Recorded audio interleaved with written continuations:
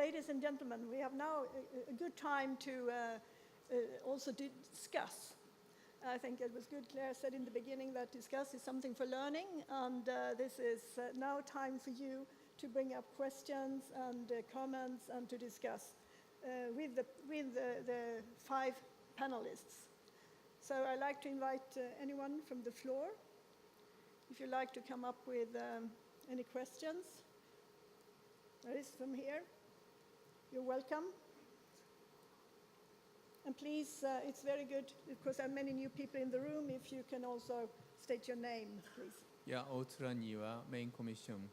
And for the last talk, Dr. Copplestone, basically environmental people tends to think environment as standing alone. But there are cases in which environmental radioactivity management has a lot to do with human life, community life. Like freshwater fishery people will be very much affected by the free cesium level in a maybe stream and maybe lake or something like that. And also some of the water being used for irrigation purpose, and through this cycle, the production cycle, it's going to affect the community and its economy, and also stigma and all kinds of things. So I think, it's about time, at least Fukushima indicated this kind of situation happens. So it's about time that environmental protection may not be standing alone, but something to do with our real life.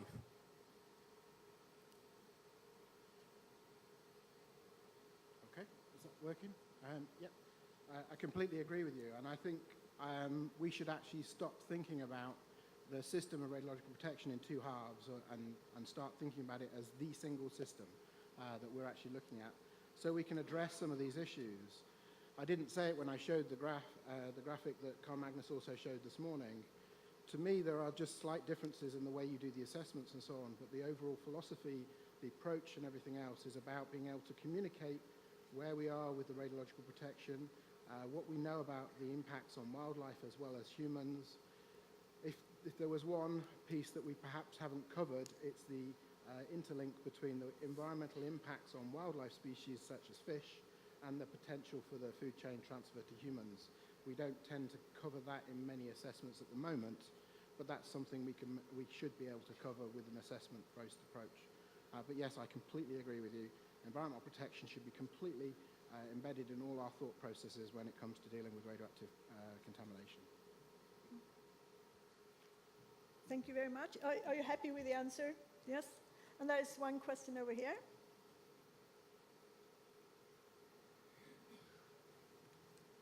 Thank you.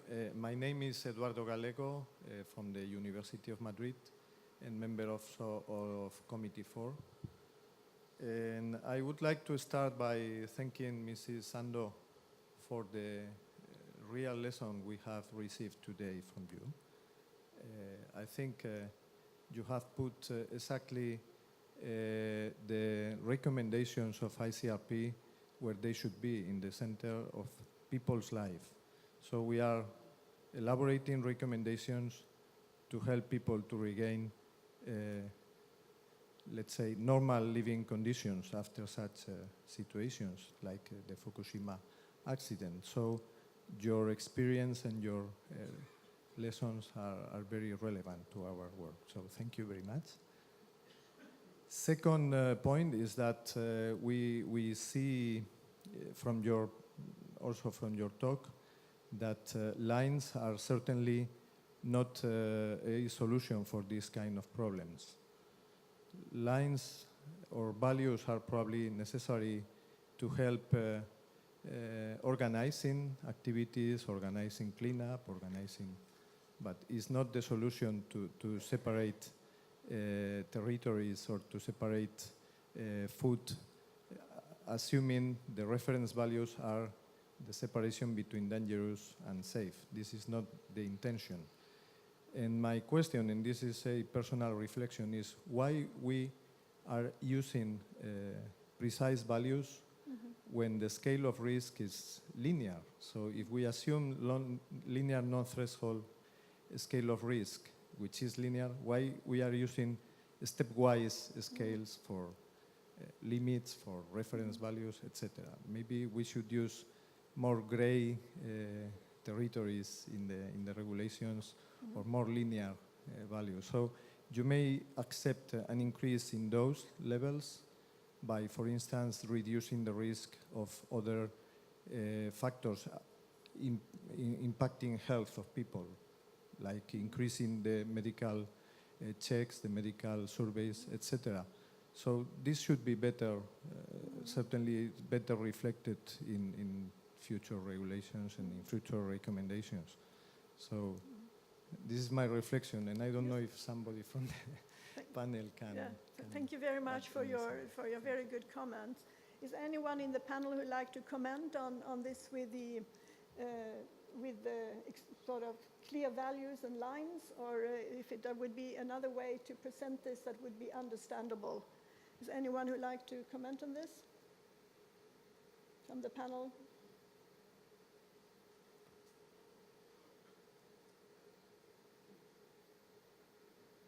No.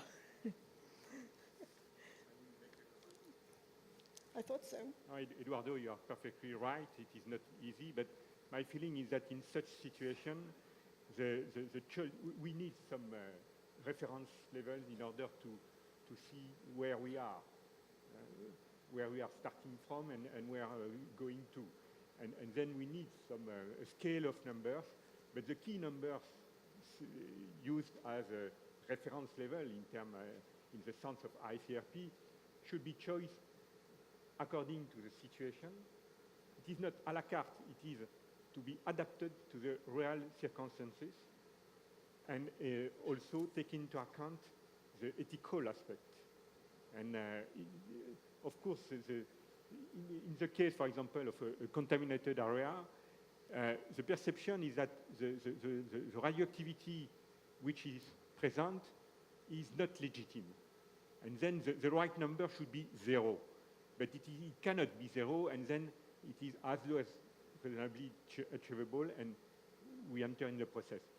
In other existing exposure situations, it is more close to, I would say, normal situation practices, but not exactly the same. And then we have to take into account what situation we are dealing with in order to find out the most adapted way. And I repeat, it is not relaxation, it is adaptation to the circumstances, and it is the best way to address the situation in my view. Thank you. Is there any more comment from anyone in the panel? Well, I also would like to make a comment on this, because this would, of course, be a dream that we could have something very clear and explain. And I think also our community of radiological protection, we need to know that everything we say and do will be interpreted in different ways. And we many times have the role to give recommendations to governments, which I also know it's very hard, because then politics comes into the whole situation as well.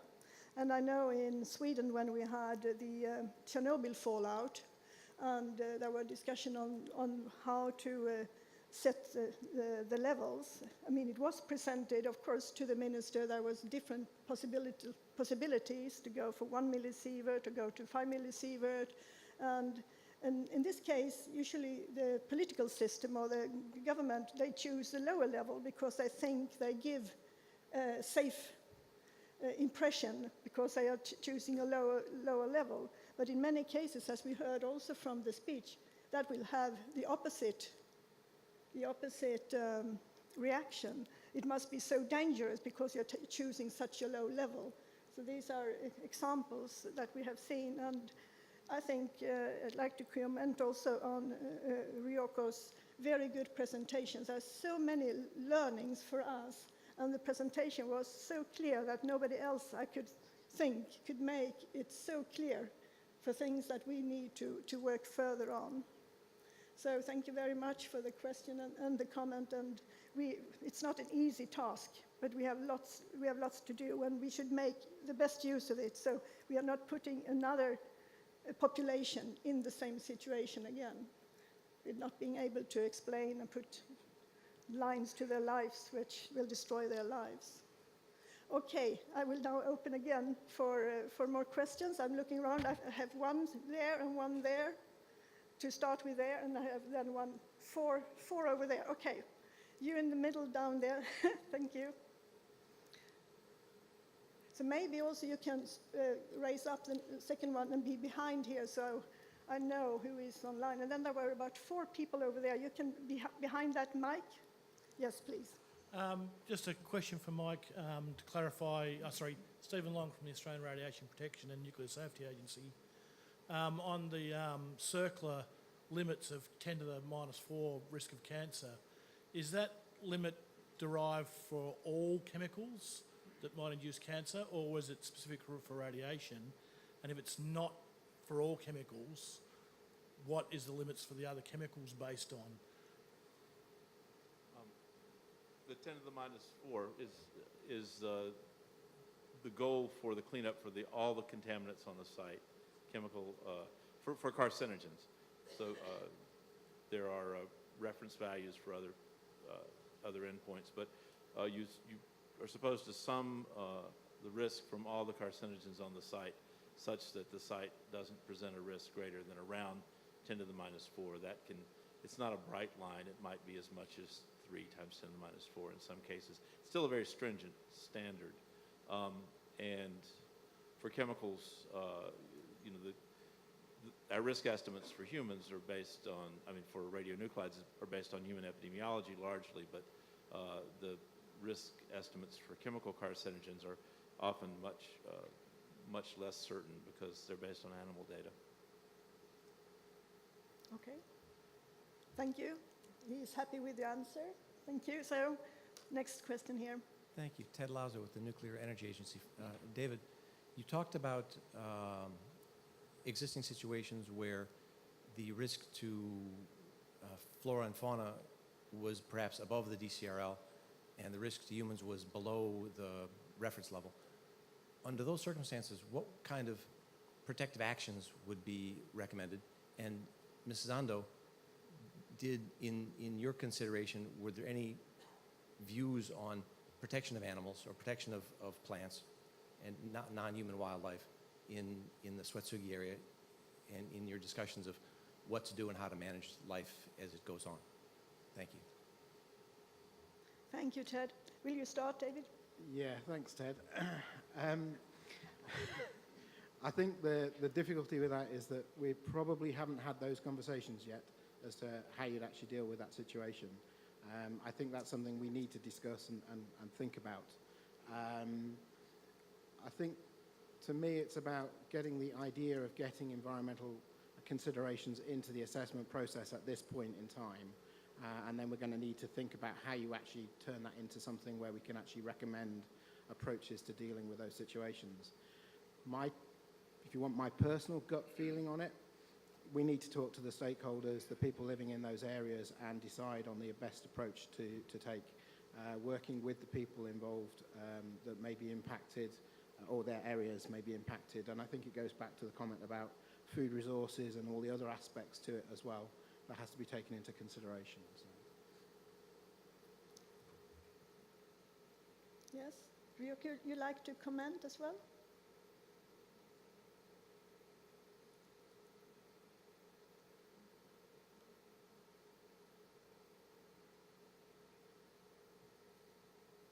Ted, would you like to say your question one more time? She is just... I was just wondering, Ms. Zando, if there had been any consideration in Sweatsugi as things have gone on of non-human biota protection. Are you considering the cranes or the frogs or the plants or the butterflies in your area as something that might be part of your heritage and part of the land's life and what you might consider their needs might be?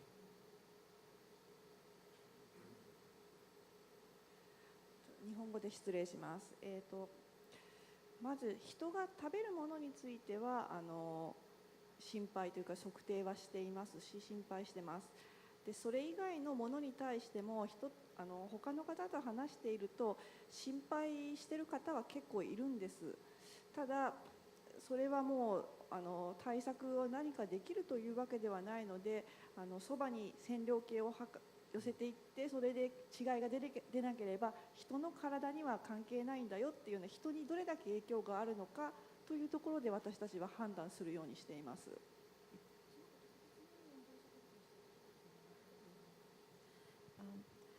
Let me interpret what Mrs. Anders answers. In Suetsugi, the major concerns for the effects on fauna and flora have been in the species that will be eaten or consumed by people, and for non-edible plants or non-edible animals, there are some people who are concerned about the effects of radiation, but in reality they have not been they have not been implementing anything specific other than measuring the air dose level, and so the major concerns have been on the impact on the people. Thank you very much. Now we have a question over here.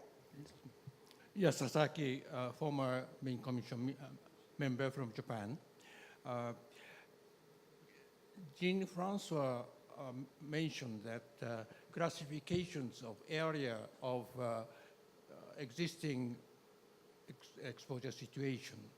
And I think Dr. David Copplestone said that change from emergency situation to existing situation is a pragmatic situation-based decision. So to my knowledge, in Fukushima nuclear plant accident, nobody decided the area of existing situation or change from emergency to existing situation. I haven't found any mention on publication 109 and 111 how it is decided by whom. And I'd like to know what the ICRP recommends to do this after emergency. How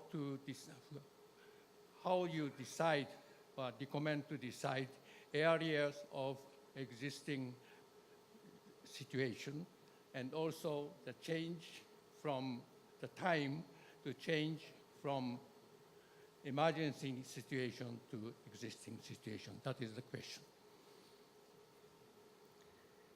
David, you want to go, or Jean-Francois first, because it was for both of you. Yes. Thank you. I will start and you will complete. In planned exposure situation, it is a duty to authority to fix the rule, how to determine the classified area, and it is a duty for operating management to apply. It is relatively simple. In some cases, not. For example, in medical, it is not so simple. But globally speaking, we can say that we can do that, and we have experience for that, and it is very precise.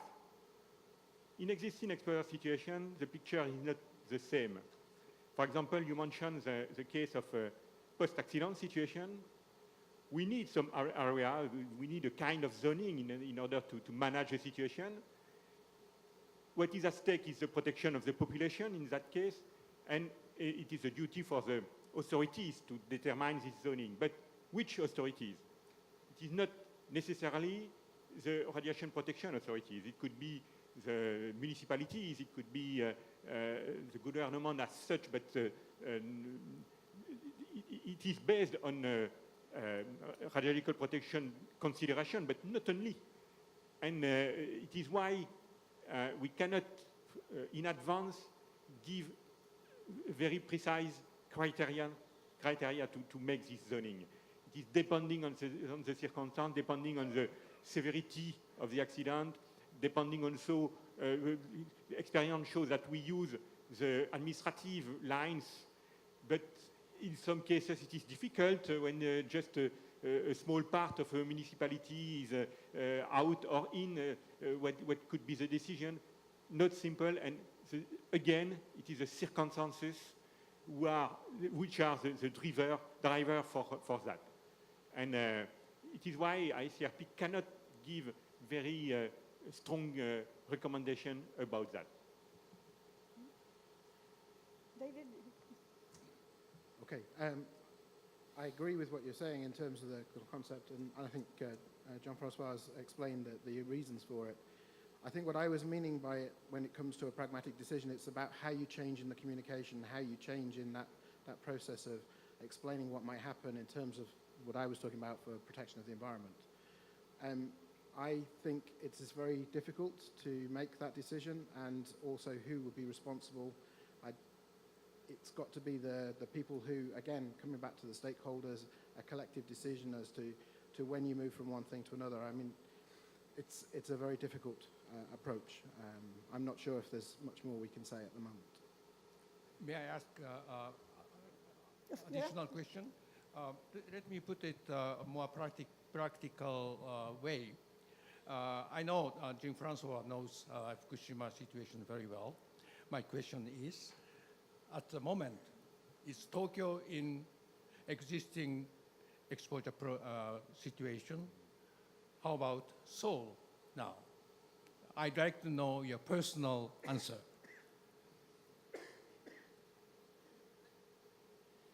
My personal answer is not very useful because I have not the hand of the situation. What I would say is that, of course, it's a difficult question to decide when we are leaving from emergency and going to existing exposure situation. ICRP is saying that it is a matter of decision, and this decision should be based on the characterization of the exposure situation. When we are not able to characterize, we are not able to take such a decision. And it is a prerequisite to characterize. And then we can take the decision. But this decision could be taken for a given area and not for the other. It could be different from an area to another, particularly between on-site and off-site first. And even off-site, you could have a gradation in the situation depending on the level of the contamination. And then it is why, again, it is not I would say, a magic decision. It is taken, and for that decision, last point, it's important to involve the stakeholder to take the. It is not to give the burden on the shoulder of the population. It is to take into account the expectation, the real situation, the condition of. It is not sufficient to decide any action. You have to verify if this action could be implemented really and in good condition. And of course, it is very difficult. And of course, it would be easiest if we could have a clear rule, do that and not that, but it is not the case. Okay. Thank you very much. I really think if it had been clarified, the situation in Japan must be a little bit simpler. Thank you very much. Thank you very much. Thank you. Yasu, I think that the situation in Tokyo and in the situation in Seoul is not at all an existing exposure situation, but we can discuss that later on. Thank you. I'd like to take the benefit of having Mrs. Ando with us today to ask her another question. Sorry to put some burden on you. First of all, thank you for your contribution today. But also thank you for your contribution in the ICRP dialogue in Fukushima, and also thank you for your contribution in Task Group 93. Your presentation made a clear illustration on the fact that in post-accident situations, stakeholder involvement is a crucial point. self-help protection is a very important dimension of the situation. Developing practical radiation protection culture among the population is also a very important point. You mentioned briefly in your presentation the role of some experts that have helped you in Suetsegi. And I think the problem of the role of experts, and specifically radiation protection experts in post-accident situation, is also a very important point. Here is my question. Could you say a few words about your experience with radiation protection professionals over the last 4 years?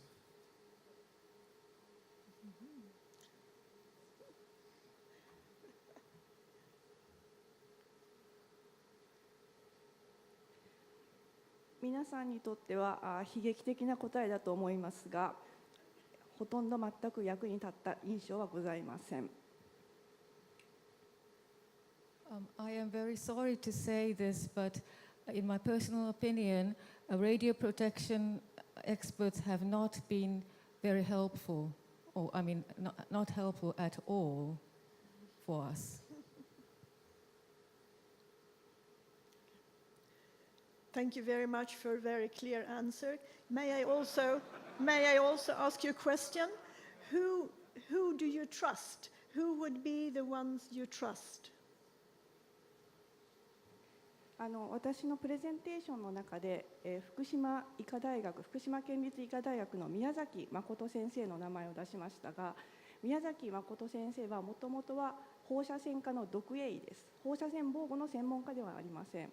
彼はずっと私たちと一緒にやってきた仲間です。それから前回の2013年のこの ICRP 新報で発表した早野龍吾先生、核物理学の先生です。その先生、放射線防護の専門家ではない専門家の方たちです。I mentioned the name of Dr. Makoto Miyazaki in my presentation. Dr. Miyazaki is now at the Fukushima Medical University, but until the accident, he was general practitioner in radiology, and he had nothing to do with radioactive protection.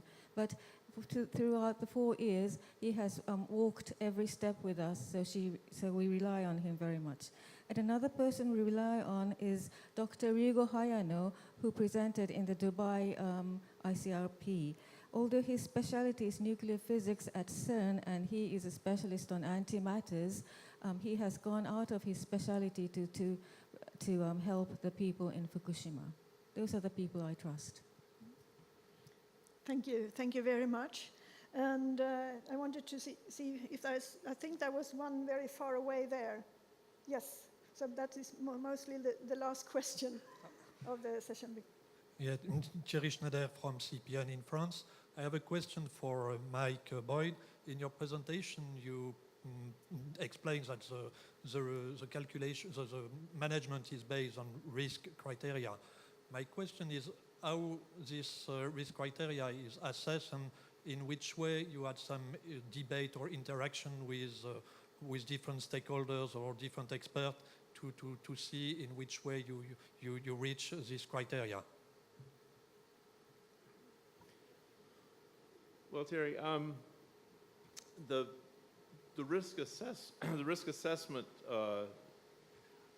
steps the methodology that we use is really not a product of stakeholder engagement. It's a product of using the models, biokinetic models, and dosimetry and recommendations of such organizations as the National Academy, UNSCEAR, and using the data from RERF to come up with risk per unit dose for various organs.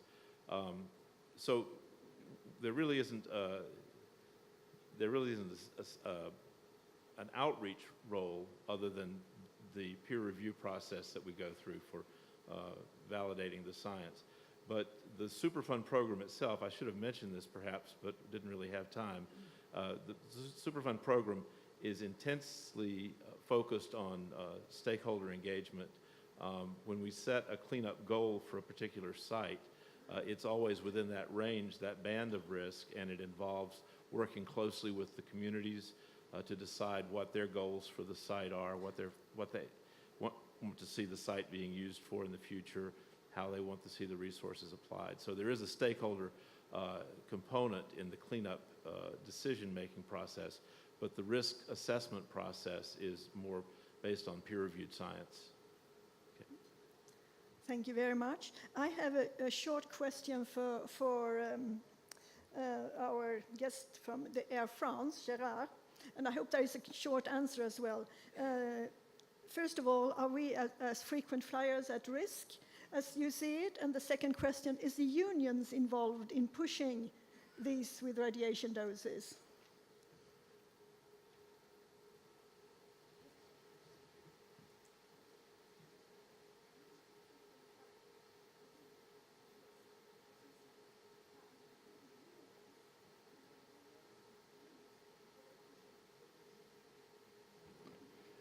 Yes, frequent flyers, they have a limit because they can fly more than the hours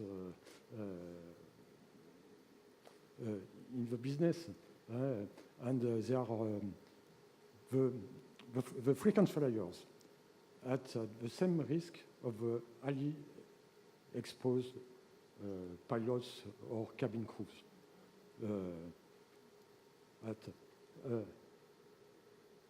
If they fly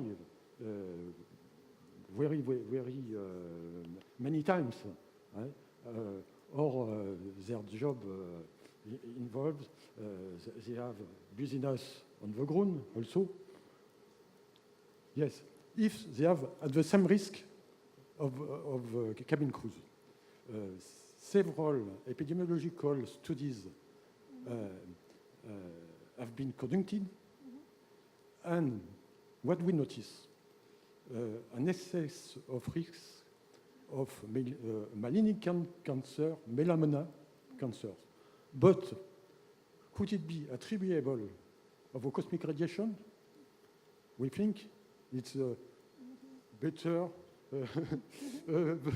attributable to ultraviolet lights. Exactly. And sun baths, Yes. sun baths on the beach and not in the air, Exactly. because UV do not penetrate through the windshields of an aircraft. Yes. For the female air crews, we notice an excess risk of breast cancers in some studies. But it's difficult to distinguish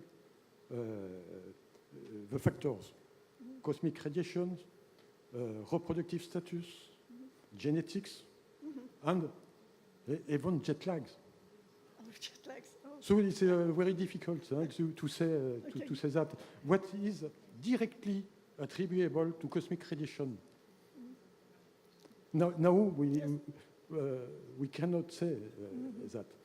Sure, the unions push very strongly for information and for radio protection of all the whole crew members all over the world, and especially in France. They were at the top of the fight. Yes. Thank you very much. So it's like a message now that our lifestyle is, of course, very important for our risk, and maybe being frequent flyer on top on certain lifestyle doesn't make much of a difference, but it could be an argument for a higher salary or low working hours. Maybe. Thank you very much. Thank you. Please all join me in thanking this fantastic panel. We have so different type of speakers and topics, and all very relevant to the work of ICRP, and it has been most enjoyable to be here and interesting to listen. Please join me in thanking them all.